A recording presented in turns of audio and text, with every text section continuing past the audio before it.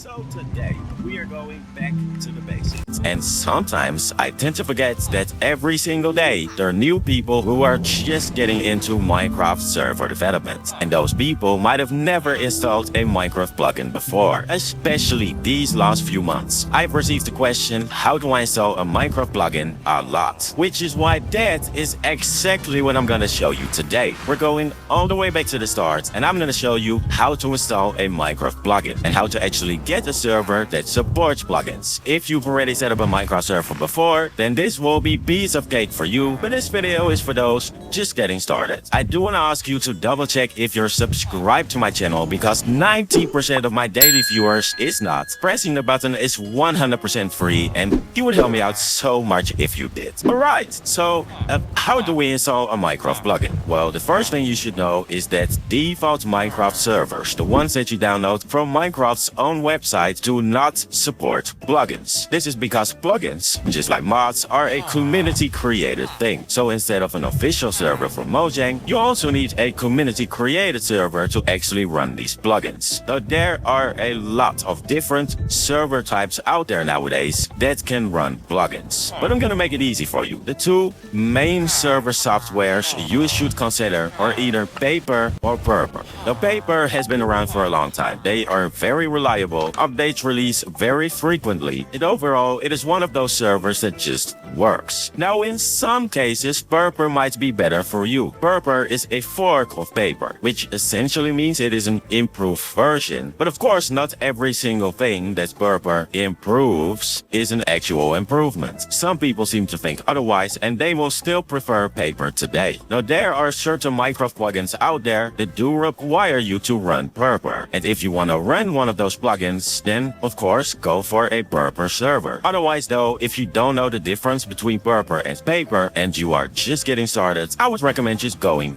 for Paper. It is very reliable, very stable, and it is just a good server software overall. So to download the Paper software, you want to go to papermc.io. Link can of course be found down below. On the front page, you want to click on Downloads. This will bring you to a section where you can see all the different softwares that PaperMC is developing. So here we simply want to click on Paper, and then you simply want to download the newest version by clicking over here. If you don't want to download the newest version, you can click on the Build Explorer, and over there you can download older versions, like for example 1.20.4 or something like that. But if you click here, you will download the latest version. We're simply gonna click and there we go. And then next you want to install that server to the place where you want to host your Minecraft server. And there are two main ways to host a Minecraft server. You can either host it on your own PC, which is in most cases not recommended, or you will host it at a Minecraft server hosting company. Now if you're an alien host, you simply want to go to the file section of your server. If you're using any other Minecraft hosting provider, this process will most likely be the same. But what you want to do is simply drag in the jar file we just downloaded, like that. We will wait for a bit and there it is. But this process is also the same if you're hosting it on your own PC. The only difference is that if you're doing it on your own PC, you will drag this jar file into a folder on your desktop, for example, and then you can just double click it. Of course, you need to make sure you have Java installed, so double click the jar file and you're ready to go. If you're hosting at a server hosting company, you might have to rename the jar file real quick to, in my case, server.jar. Now, how do I know it is to be called server.jar?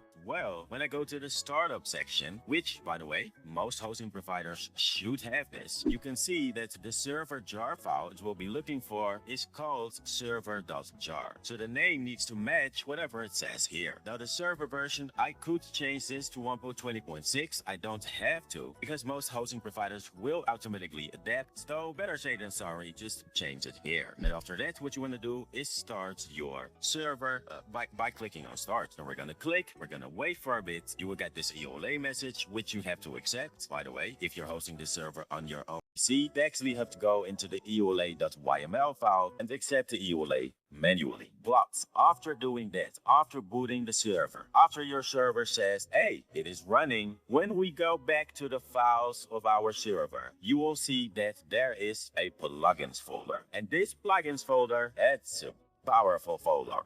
So now we can install plugins. And installing sounds very complicated, but it is so easy. What you want to do is look for any Minecraft plugin. If you don't know which plugin, just go to the download page of the plugin, click on download. Now the plugin itself will also be a jar file, so that's important. Make sure that when you download the plugin, it is a .jar file. And then the only thing you need to do to install it is go into your plugins folder and simply drag in that file we just downloaded.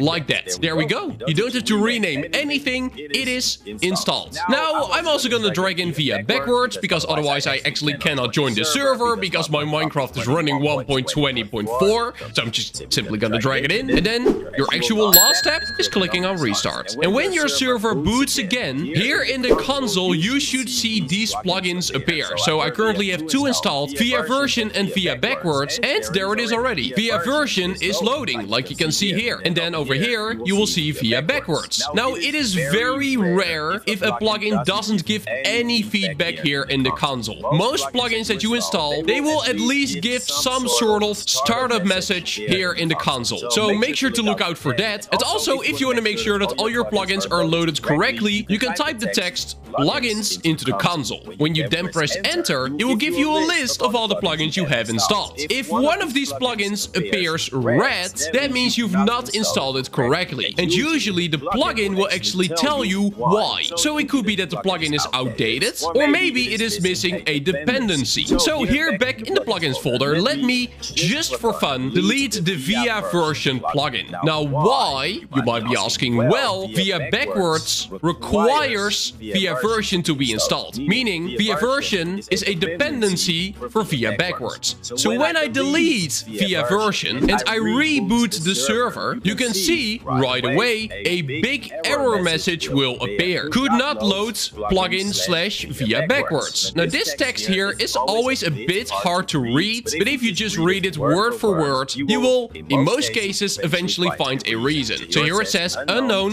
/ missing dependency plugin via version. So the console is literally telling you install via version, otherwise we cannot run via backwards. And when I now type plugins in the console, you will see that via backwards appears red, which means it is not loaded. The server will still boot, but the plugin is not loaded. Some plugins are a bit more aggressive, and they will take down your entire server.